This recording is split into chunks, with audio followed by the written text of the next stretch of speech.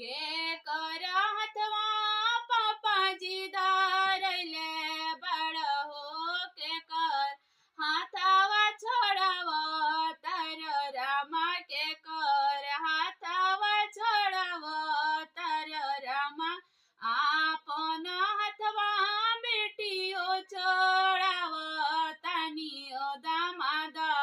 हाथवा धरव तनी रामा रोई रोई बोलेली कामन बेटी रामा सुना पापा हमर बात रामा सुना पापा हमर बात रामा कौन गलतिया पापा कैले बानी रामा कौन गलती हमर मम्मी कैली रामा कौन गलती हमर मम्मी कैली रामा गैया भैंसिया पापा भालू दान करत रामा बेटी काहे दान कैल रामा बेटी काहे दान कैल रामा